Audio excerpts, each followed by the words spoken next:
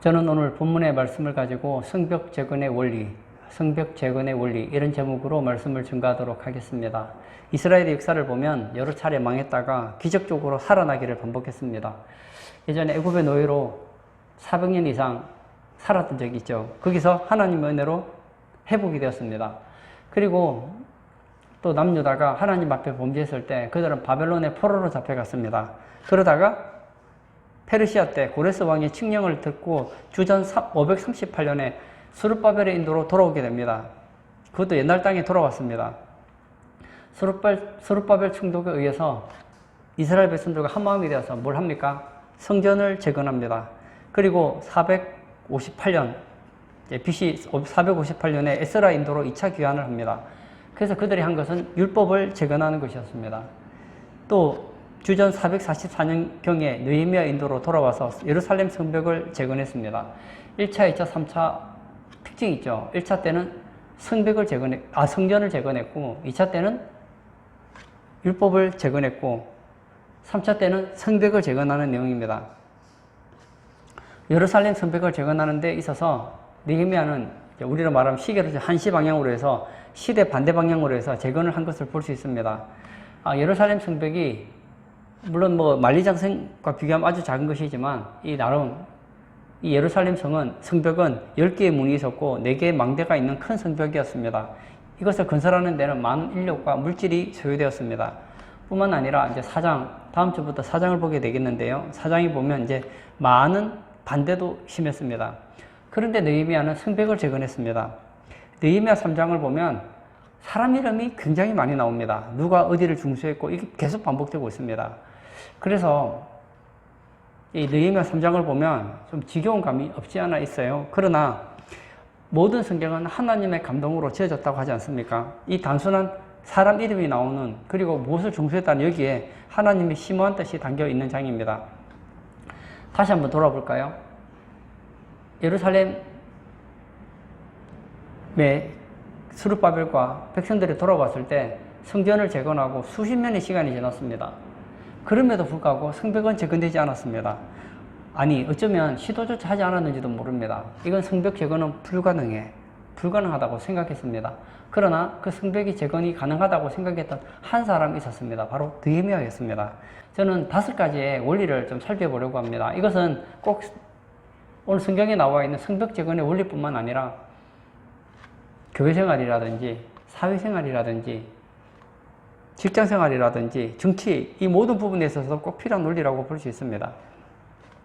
우리 인생도 이 5가지 원리를 잘 적용해서 그런 성공하는 인생이 되시기를 바랍니다. 첫 번째, 사람을 적절한 위치에 배치했다는 것입니다. 적절한 사람을 적절한 위치에 배치하는 것, 이것이 성벽 재건을 이루어 수 있었던 원리 중에 하나입니다. 여러분, 어떤 일을 하는데 적절한 사람이 적절한 위치에 가서 일하는 것이 굉장히 중요합니다. 느헤미야 3장에 보면 그 다음에는 누가 중수하였고 이런 얘기가 계속 반복됩니다. 느헤미야는 성벽 재건을 지휘할 때에 어떤 사람은 어디에 가서 일할 것인지를 미리 계획해서 적절하게 배치했다는 것입니다. 사람들이 우왕좌왕하지 않았다는 거예요. 예를 들어서 그림을 그려야 돼요. 그림을 그려야 되는데 그림을 못 그리는 사람에게 그림을 맡기면 어떻게 될까요? 그림은 망치겠죠. 운동을 해야 되는데 운동 대표를 뽑으면 누가 나가야 될까요? 운동을 잘하는 사람 뽑아야 될 거 아닙니까? 근데 운동을 못하는 사람을 보내면 지겠죠. 마찬가지입니다. 여러분, 무슨 일을 하든지 적재적소에 그 일을 해야 됩니다. 우리도 마찬가지예요. 제가 목사인데요. 제가 저를 돌아보건데 만약에 교회에서 여러 가지 할 일이 있겠죠. 그 중에서 제게 가장 맞는 것이 뭐냐 물으신다면 저는 아마 목사인 것 같아요. 저는 우리 성도님들에게도 묻고 싶습니다. 교회 봉사에 있어서 여러분에게 가장 적절한 것은 무엇이라고 생각하십니까? 나는 가르치는 데는 소질이 없어. 나는 가르치면 재미가 없고, 가르치면 부담스럽고, 가르치면 사람들이 무슨 말 하는지 잘 모르는 것 같아. 그럼 가르치는 쪽은 나는 은사가 없으니까 그런 쪽으로 하시면 안 돼요. 그런데 어떤 사람은 또 이런 게 있죠. 다른 건 잘 못하는데 만나면 위로해주고 격려해주고 희망을 주고 그렇게 잘하시는 분들이 계시거든요. 그럼 교회에서 그런 일들을 하시면 된다는 거예요. 나는 왠지 사람을 가르칠 때 기분이 좋고 사람을 가르치면 그 사람이 이해를 잘하고 내가 가르치면 믿음으로 잘 자란다. 그럼 가르치는 은사가 있는 거예요. 여러분, 이 은사라는 것을 어렵게 생각할 필요가 없습니다. 내가 잘할 수 있는 것, 내가 좋아할 수 있는 것 하면 왠지 신나고 더 하고 싶고 힘들지 않게 하는 것, 이게 뭐죠? 이게 바로 은사거든요. 사랑하는 성도님, 느헤미야는 사람을 배치할 때 가만히 앉아서 지시하지 않았고 합리적으로 배치했다는 거예요. 오늘 본문 23절 한번 볼까요? 그 다음은 베냐민과 학습이 자기 집 맞은편 부분을 중수하였고, 그 다음은 아나냐의 손자 마세야의 아들 아샤라가 자기 집에서 가까운 부분을 중수하였고, 이렇게 기록되어 있는데요. 여기 보면 어떤 사람은 자기 문 앞을 중수했다, 어떤 사람은 자기 집에서 가까운 부분을 중수했다. 성벽을 재건하는데 성벽 안에 사람이 살고 있을 거 아니에요. 그러면 성벽 안에 사는 사람들을 중심으로 해서 자기 집 앞에 있는 성벽을 재건하게 하면 어떻게 될까요? 가장 잘하지 않겠습니까? 만약 그 성벽이 잘못 지어지면 가장 곤란을 겪는 사람은 누굴까요? 바로 본인 아니겠습니까? 그 가게들이 있죠. 그 가게들 앞을 지나가다 보면 가끔씩 누가 쓰레기 같은 걸 버렸는지 어쨌든 가게 앞이 좀 지저분할 때가 있어요. 눈이 오거나 이러면 앞에 눈이 쌓이잖아요. 그러면 어떻게 합니까? 손님들이 오는데 방해가 되지 않도록 이 가게 주인들이 어떻게 하죠? 자기 집 앞을 깨끗하게 청소하는 걸 보게 되거든요. 왜 합니까?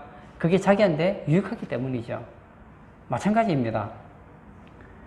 만약 성벽을 재건하는데, 예를 들어 제가 지금 경기도에 살고 있는데 성벽을 재건하는데 너는 전라도에 가서 해라, 아니면 너는 지금 강원도에 가서 하라, 그러면 너무 멀잖아요. 근데 집 앞이라고 하면 내가 지금 당장 내 집 앞이니까 내 일을 하다가도 집 앞에 성전 재건을 위해서 노력을 할 수 있는 거예요. 점심시간 때가 되면 집에 와서, 집이 가까우니까 집에 와서 식사를 할 수도 있고, 아니면 아내가 성벽 재건한 현장에 간단한 도시락 같은 거 가지고 올 수도 있지 않겠습니까? 뿐만 아니에요. 집에서 가까운 부분을 중수하였고, 어떤 사람에게는 집 맞은편, 어떤 부분은 집에서 가까운 부분을 중수하게 했다는 거예요. 그러면 예를 들어서 나중에 이제 사장부터 보면 어떤 일이 생기느냐, 이제 원수들이 성벽을 재건하는 걸 방해하는 일이 생기거든요. 원수들이 막 공격하려고 한단 말이에요. 그러면 예를 들어 성벽 재건하는 도중에 원수가 쳐들어오면 어떻게 합니까? 일을 중지하고 집에 가서 전쟁에 필요한 무기들을 가지고 와서 싸울 수 있다는 거예요. 그래서 안심하고 성벽 재건에 전념할 수 있었다는 거예요. 사업도 마찬가지입니다. 교회도 마찬가지예요. 그 사람의 은사에 따라서, 위치에 따라서 해야 되는 거예요. 찬양하는 거 너무너무 좋지요. 근데 내가 좀 약간 음치다. 그러면 예를 들어서 성가대나 찬양대 이런 것은 가급적이면 좀 피하시고 다른 쪽으로 섬기는 게 좋다는 거예요. 사랑하는 성도님, 가정에서 내가 무엇을 잘할 수 있는지 한번 돌아보세요. 교회에서 내가 무엇을 잘할 수 있는지 한번 돌아보세요. 그런데 여러분이 하시는 그 현장에서 내가 가장 적재적소에서 가장 맞는 것이 무엇인가 한번 살펴보시는 그런 성도님 되시기를 원합니다. 우왕좌왕하는 집단은 결코 성공할 수 없다는 것을 기억하시기를 바랍니다. 두 번째는 의사소통이 원활하게 조직되었다는 것입니다. 성벽을 건설하는 것은 아주 큰 일입니다. 만약 느헤미야가 성벽을 재건하는데 지시하기 위해서 여기 가서 얘기하고 한 사람씩 찾아다니면서 지시했다면 어떻게 됐을까요? 목이 쉬고 피곤해서 쓰러졌을 것입니다. 근데 느헤미야는 그렇게 하지 않았다는 거예요. 40명의 감독을 뽑고 성벽을 40곳으로 나누어서 감독들에게 맡겼다는 거예요. 지시하는 사항이 있으면 어떻게 하죠? 40명을 부릅니다. 그러면 40명의 감독을 한 자리에 불러서 지시하는 그런 방식을 취했다는 거예요. 그리고 혹시 그 감독들에게서 필요한 부분이 있으면 들었다는 거예요. 그리고 할 얘기를 하고, 그러니까 이렇게 의사소통이 원활하게 되니까 문제가 없었다는 거예요. 행복한 가정이 되는 가장 좋은 방법이 뭘까요? 의사소통이 원활하게 되는 것입니다. 오늘날 저는 그게 참 이해가 되면서도 너무 안타까운 게 있어요. 아버지는 열심히 직장에서 일을 합니다. 왜죠? 가족을 위해서 일을 해요. 아내도 열심히 일을 합니다. 가족을 위해서 일을 합니다.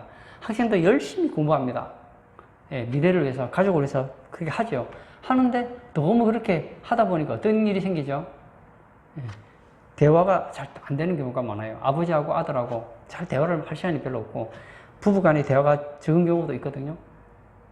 그러나 좀 시간을 내서 부부간에도 대화를 하고, 엄마랑 자식 간에도 대화를 하고, 그리고 아버지와 자식 간에도 대화하고, 이렇게 서로 대화를 하다 보면 문제가 있으면 풀어나갈 수도 있잖아요. 아버지가 아내랑 만나서 하루에 30분, 1시간만 얘기하고 얘기하지 않는다.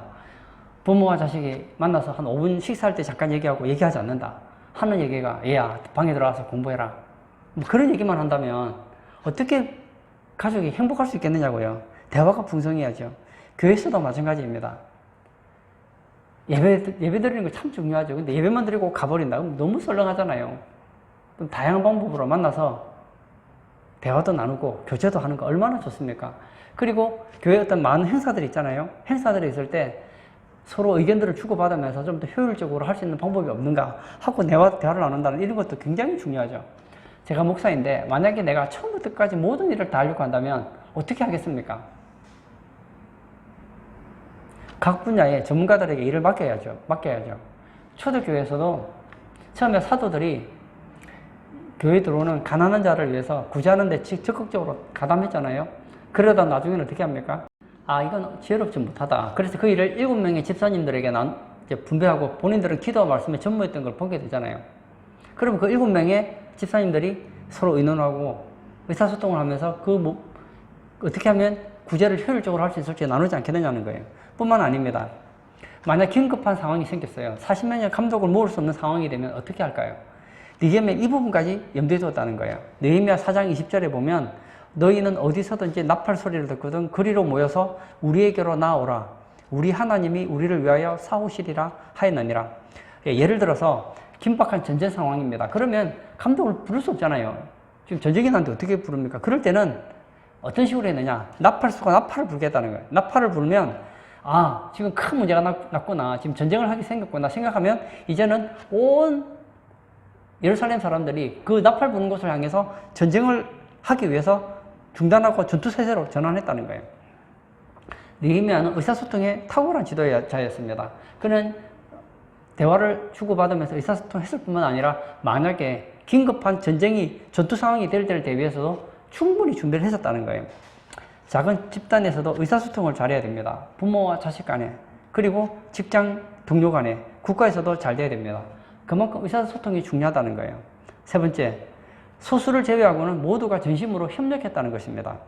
여러분, 이 3장을 자세히 보면 모든 직업의 사람들이 협력했던 것을 알 수 있습니다. 1절 한번 볼까요? 그때 대제사장 엘리야십이 그의 형제 제사장들과 함께 일어나 양문을 건축하여 성별하고 문짝을 달고 또 성벽을 건축하여 한메아 망대에서부터 하나넬 망대까지 성별하였고 이렇게 나와 있습니다. 여기 보면 대제사장 엘리야십이 나옵니다. 그리고 그 형제 제사장들이 나옵니다. 대제사장, 제사장 이분들이 하는 일이 뭐죠? 주의 일을 하는 사람들 아닙니까? 아, 나는 주일에 전념해야 되기 때문에 나는 삽과 곡괭이를 들 수 없습니다. 그럴 수 있잖아요. 나는 성벽 재건하는데 나는 지금 제사 집리해야 되고 그리고 성전에서 할 일이 많기 때문에 안 됩니다. 그럴 수 있잖아요. 근데 그렇게 말하지 않고 삽과 곡괭이를 가지고 성벽 재건에 참여했다는 거예요. 뿐만 아닙니다. 8절을 볼까요? 그 다음은 금장색 할레아의 아들 우시엘 등이 중수하였고 그 다음에 향품장사 하나냐 등이 중수하되 그들이 예루살렘의 넓은 성벽까지 하였고 여기 보면 금장색 할레아의 아들 우시엘 등이 중수하였고 여기서 많은 직업군이 있는데 왜 하필 금장색 우시엘에 대해서 얘기를 하고 있을까요? 그 이유는 금장색은 뭐 하는 사람이냐? 금을 가지고 세공하는 사람입니다. 금을 가지고 아주 섬세하게 세공하는 사람이에요. 이런 사람이 만약에 성벽 재건하다가 손을 다치면 어떻게 될까요? 아주 섬세해야 되는데 그럼 곤란하지 않습니까? 나는 세공업자인데 예를 들어서 하다가 뭐 눈을 다치거나 손을 다치면 저는 일을 못하니 제외해 주십시오. 그럴 수 있잖아요. 근데 그러지 않았다는 거예요. 그리고 향품장사가 나옵니다. 향품장사 하나냐가 나옵니다. 향품장사는 뭐 하는 사람입니까? 우리로 말하면 향수 파는 사람 아닙니까? 근데 이 향품 파는 사람이 땀냄새가 난다. 그럼 뭐 냄새 나는 이런 몸을 가지고 어떻게 장사가 되겠습니까? 저는 땀냄새 나는 몸으로는 장사를 할 수 없기 때문에 먹고 살기 위해서 어쩔 수 없습니다. 하면 어떻게 해야 되겠습니까? 제외해 줘야 되겠죠. 그러나 대제사장, 제사장, 금장색, 향품장사 이르기까지 모든 이들이 성벽 재건을 위해 최선을 다했다는 겁니다. 뿐만 아니에요. 12절 볼까요? 12절에 보면 그 다음 예루살렘 지방 절반을 다스리는 할로이스의 아들 살룸과 그의 딸들이 중수하였고, 예, 살룸의 집은 아들이 없었고 딸들만 있었던가 봐요. 그런데 이 딸들이 중수하였다 이렇게 나와 있습니다. 내 딸은 시집갈 때가 되었는데 성벽재건에 보낼 수 없습니다. 말할 수 있죠. 예를 들어서 한번 보세요. 시집가야 되는데 막 딸이 막 햇빛에 바짝 타가지고, 그러면 안 되지만 막 얼굴이 막 새까맣게 타버리면 곤란하지 않겠습니까? 결혼하는데. 아니면 예를 들어서 뭐 공사 현장에서 하다가 뭐 얼굴을 상한다든지 뭐 몸을 다친다거나 하면 안 되잖아요. 그러나 살롬과 그의 딸들은 어떻게 했다고요? 성실히 성벽재건에 참여했다. 그렇게 얘기하고 있습니다. 근데 예루살렘에 있는 사람들은 당연하죠. 왜냐? 이 성벽재건은 그들의 생사와 직접 연관되기 때문입니다. 적들이 쳐들어오면 그들을 직접 싸워서 이겨야 되는 사람들이 바로 예루살렘에 사는 사람들이었기 때문에 그렇게 하는 거 당연해요. 근데 그뿐만이 아닙니다. 5절 한번 볼까요? 5절에는 그 다음은 드고와 사람들이 중수하였으나, 누가 중수했다고요? 드고와 사람들이 중수했답니다. 7절도 볼까요? 그 다음은 기브온 사람 물라다와 메로노 사람 야돈이 강서 쪽 총독의 관할에 속한 기브온 사람들 및 미스바 사람들과 더불어 중수하였고, 무슨 얘기입니까? 예루살렘 거민이 아닌 주민들의 사람들까지도 협력했다는 거예요. 다른 지역 사람들은 할 말이 있겠죠. 우리는 예루살렘 사람이 아닌데, 우리 예루살렘 성벽 밖에 사는 사람들인데 우리가 왜 성벽 재건을 해야 되는가 생각할 수 있겠습니다. 그러나 그들은 그렇게 생각하지 않았다는 거예요. 예루살렘 성벽은 예루살렘 주민들만을 위한 것이 아니라 우리와 상관이 있다, 그렇게 생각했다는 거예요. 예루살렘이 안전해야 우리도 안전한 것이고 수도가 평안해야지 우리도 평안하다, 그런 생각을 해서 그들도 성벽 재건에 적극적으로 동참했다는 거예요. 제가 지금까지 여러 직업군을 얘기를 했습니다. 어쩌면 다 핑계가 있죠. 제사장은 제사장대로, 대제사장은 대제사장대로, 그리고 딸을 가진 부모 입장에서는 또 그런 이유가 있고, 그리고 뭐 금장세, 향품장사, 그리고 예루살렘 밖에 거하는 그런 주민들까지 다양한 이유가 있었습니다. 그러나 그들은 핑계대지 않았다는 것입니다. 핑계대려고 얼마든지 핑계댈 수 있죠. 그러나 그들은 핑계대지 않고 어떻게 했다고요? 협력했다는 것입니다. 5절도 볼까요? 그 다음은 드고와 사람들이 중수하였으나 그 귀족들은 그들의 주인들의 공사를 분담하지 아니하였으며, 드고아에 있는 평민들은 물질과 노동력으로 성벽 재건에 함께 했습니다. 그러나 드고아의 귀족들은 협력하지 않고 앉아서 비판만 했다는 거예요. 그들은 누릴 것은 누리면서 정작 섬겨야 될 건 섬기지 않았다는 것입니다. 여러분, 많이 가진 사람일수록 하나님께서는 많은 것을 원하십니다. 하나님께서는 적게 맡긴 자에게는 적게 요구하고 많이 맡긴 자에게는 많이 요구하십니다. 이 드고아의 귀족들은 남들보다 더 좋은 조건이 많았습니다. 그들은 드고아에 있는 그 평민들보다 돈도 더 많았을 것이고 지위도 높았고, 그들이 맘만 먹으면 보통 사람들이 하는 것보다 더 많은 일을 할 수 있는 그런 형편이었습니다. 그런데 그들은 하지 않았다는 거예요. 왜 하지 않았을까요? 아마도 그들 나름대로 하지 않았을 이유가 있었을 겁니다. 아까 제가 여러 가지 지역군들을 말했는데 그 사람들도 못할 이유를 댄다면 충분히 못할 이유가 있었단 말이에요. 그러나 그들은 핑계대지 않았다는 겁니다. 사랑하는 성도님, 어떤 집단이든지 협력하고 같이 일을 할 때 역사가 일어나는 거예요. 교회도 마찬가지입니다. 다른 사람들 열심히 하는데 나까지 할 필요 있나? 그렇게 생각하지 마세요.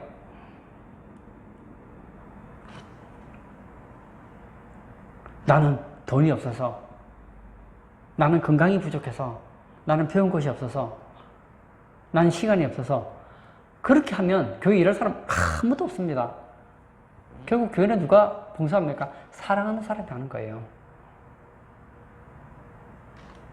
저는 우리 사랑하는 성도님들도 교회를 하실 때 제가 말했던 그 많은 종류의 사람들처럼 핑계가 있으면 안 하는 것이 아니라 핑계가 있음에도 불구하고 적극적으로 봉사하시기를 바랍니다. 마지막 날 우리가 주님 앞에 서게 될 거예요. 그때 주님은 우리가 주님을 위해서 무엇을 했는가 물으십니다. 난 너에게 건강을 주었다. 너에게 물질을 주었다. 너에게 시간을 주었다. 너에게 많은 것을 재능을 주었다. 너는 나를 위해 무엇을 했느냐? 할 때 또 핑계 대실 수는 없잖아요. 저는 너무 바빠서 못했습니다. 저는 이럴 수밖에 없는 사정이 있었습니다. 좋아요. 그러나 아름답지 못하다는 거예요. 예를 들어서 제가 몸이 한 몸이잖아요. 몸인데 제가 배가 고파요. 그럼 제 손이 음식을 집어서 입안에 넣어야 되는데 이 손이 나 피곤한데 내가 꼭 손 올려야 되느냐 하고 손이 일을 하지 않으면 어떻게 되죠? 입이 운동을 할 수가 없고 입이 운동하지 못하면 먹을 게 없으니까 결국은 죽게 되잖아요. 손이 일을 해야 되고 입이 일을 해야 되고 위장이 운동을 하고 온몸이 일을 해야지 내가 사는 거 아닙니까? 교회는 예수님의 몸이라면서요. 예수님의 몸이 건강하려면 우리 모두가 협력해야 된다는 거예요. 이 드고아의 귀족처럼 나는 그럴 수밖에 없는 핑계 대지 마시라고요. 교회를 내가 봉사하지 않으면 누가 봉사합니까? 교회를 내가 섬기지 않으면 누가 섬기겠습니까? 가정도 마찬가지예요. 좋은 가정이 되려면 아버지도 섬겨야 되고 엄마도 섬겨야 되고 자식들도 섬겨야 되고 가정을 세우기 위해서 몸부림칠 때 좋은 가정 되는 거 아닙니까? 직장에서도 마찬가지예요. 사장과 사원들이 정말 회사를 위해서 노력할 때 좋은 회사 되는 거 아닙니까? 우리 성도님들은 모두 협력 정신을 가지시기를 축복합니다. 네 번째, 느헤미야는 수고한 사람들을 기억하고 칭찬했다는 겁니다. 느헤미야 3장을 볼 때마다 우리가 느끼는 것이 성벽을 재건하는데 모든 국민들이 참석해서 건설했다. 이렇게 한 줄로 끝낼 수 있죠. 느헤미야 3장은 내용이 많은 것 같아도요. 한 줄이면 끝나요. 성벽을 재건하는데 많은 사람들이 동원했다. 그러면 되는 거예요. 3장은 히브리인들의 이름을 열간 체계라고 할 정도입니다. 왜 이렇게 합니까? 그들을 칭찬해 주는 거예요. 그들을 기억해 주는 거예요. 이 느헤미야 서를 통해서 느헤미야서의 저자는 기록하고 있는 거예요.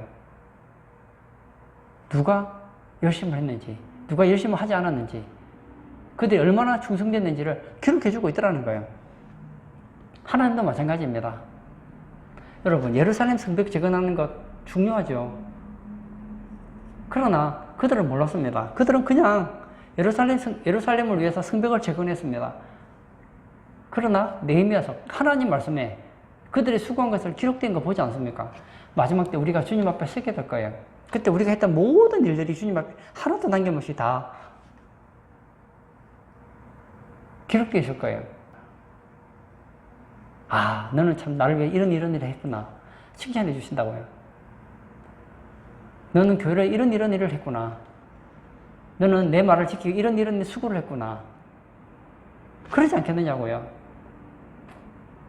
그리고 무엇으로 갚아주실까요? 상급으로 갚아주시지 않겠습니까? 오늘 본문 20절에 보면 그 다음은 삽배의 아들 바룩이 한 부분을 힘써 중수하여 뭐라고요? 힘써 중수해요. 힘써라는 단어가 중요합니다. 이 말은 하나님께서 바룩의 내적인 자세도 보셨다는 거예요. 그냥 볼 때는 모르죠. 그러나 하나님은 이 바룩이 힘써 일한 것을 알았다는 거예요. 우리가 교회 일을 해도요, 마찬가지예요. 해도 적당히 하는지, 사람들 때문에 하는지, 하나님 때문에 충성을 다하는지, 하나님은 다 알고 계세요. 사랑하는 성도님, 저는 우리 성도님들이 주님 앞에 서는 날 다 칭찬 듣기를 원합니다. 힘써 주님이 기뻐하는 일을 하시기를 바라요. 직장 다니시는 분들은 직장에서 힘써 일하시고, 사업하시는 분들은 힘써 사업하시고, 그리고 가정에서는 힘써 가정에 충실하시고, 교회에서는 교회에서 힘써 일하시기를 바랍니다.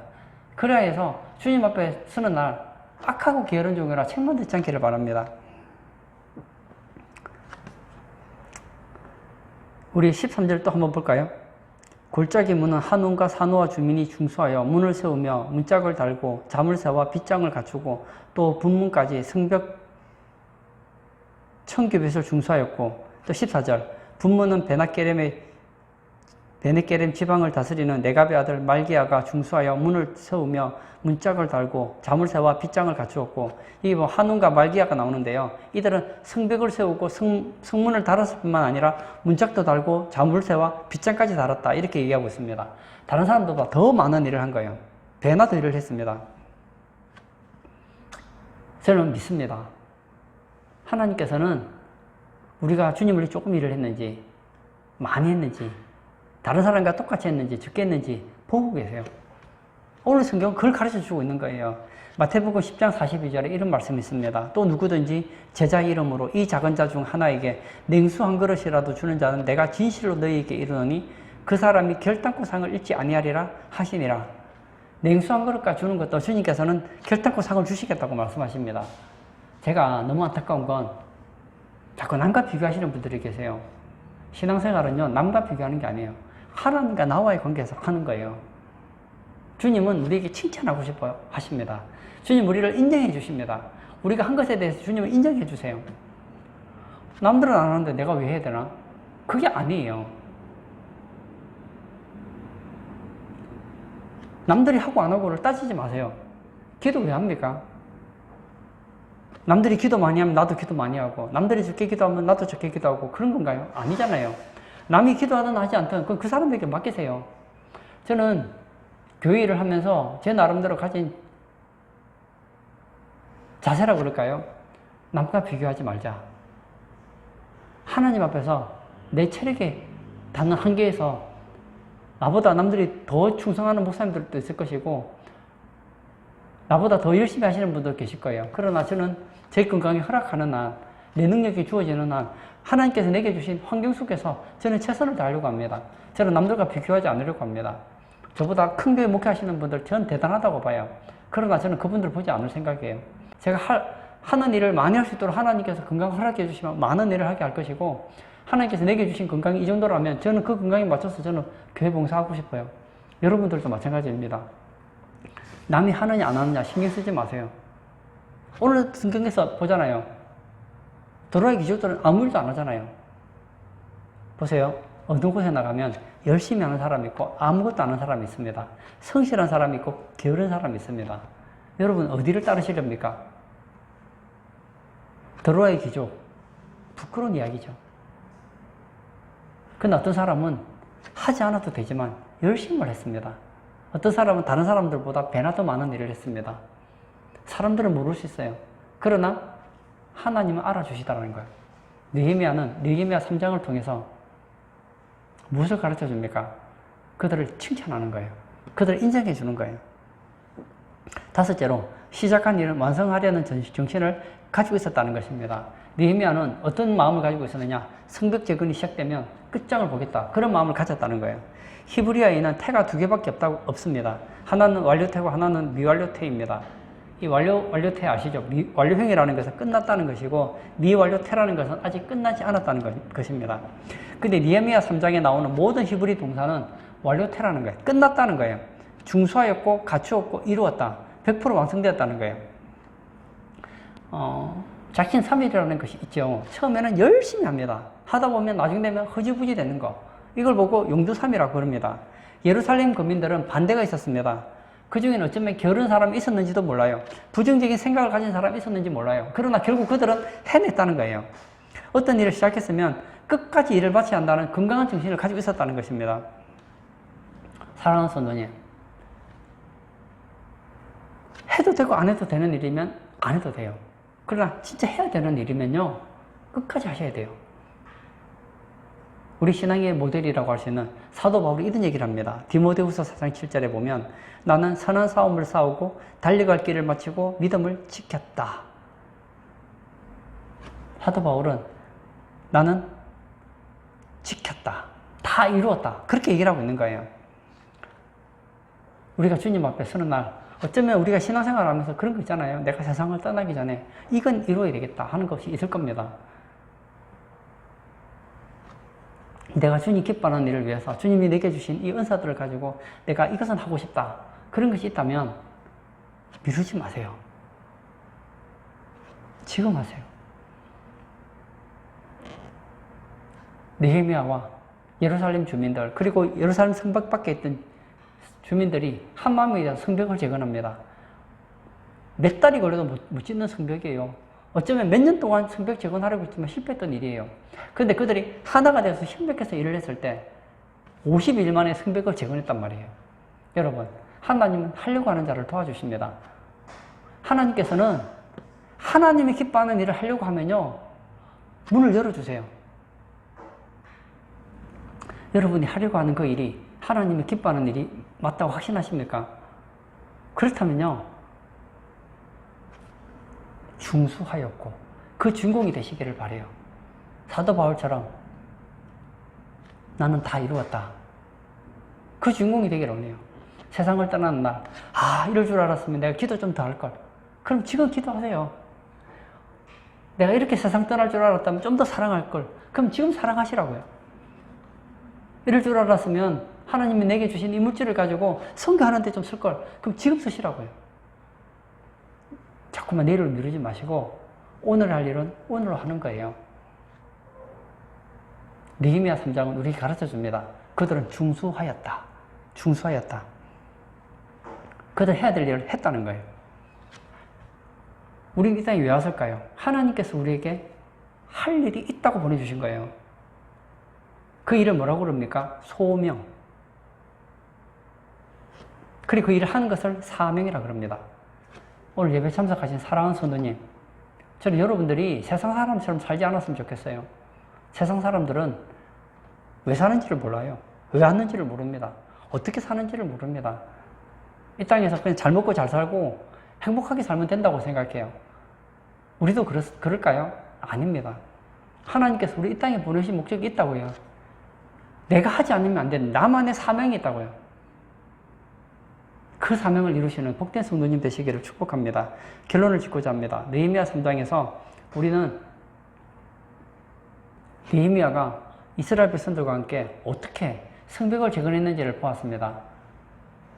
느헤미야는 사람에게 일을 적재적소에 배치했다는 것을 보게 되었습니다. 그렇습니다. 우리도요, 느헤미야 같은 그런 지도자가 없어도 돼요. 자신이 잘 알잖아요.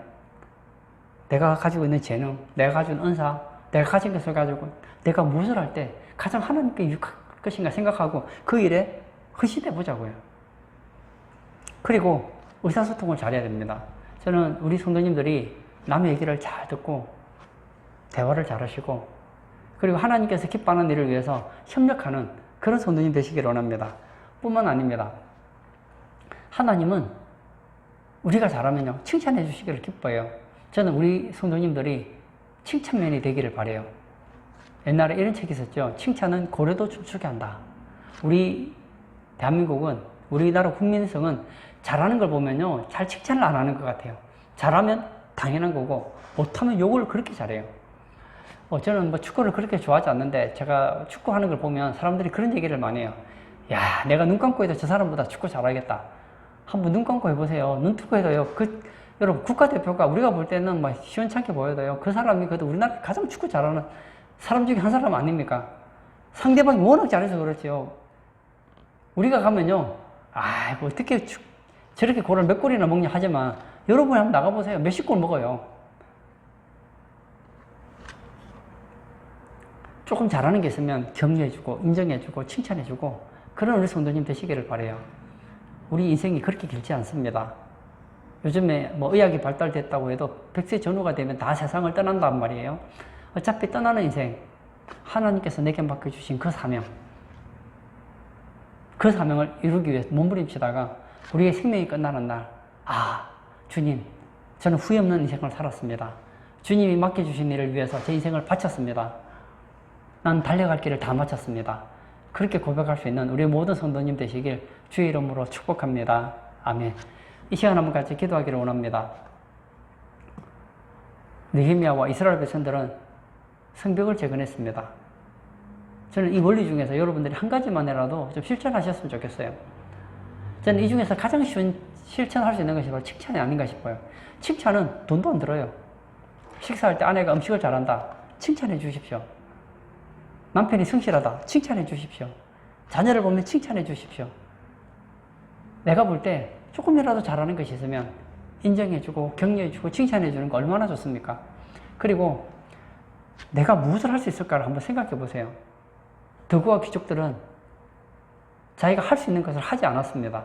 여러분, 내가 있는 그 현장에서 내가 할 수 있는 일이 무엇인가 생각하고 하나님이 기뻐하는 일이라면 적극적으로 남이 시켜서가 아니라 자원하는 마음으로 그렇게 주님이 기뻐하는 일을 하는 그런 우리 성도 되게 해달라고 우리 다 같이 기도하도록 하겠습니다.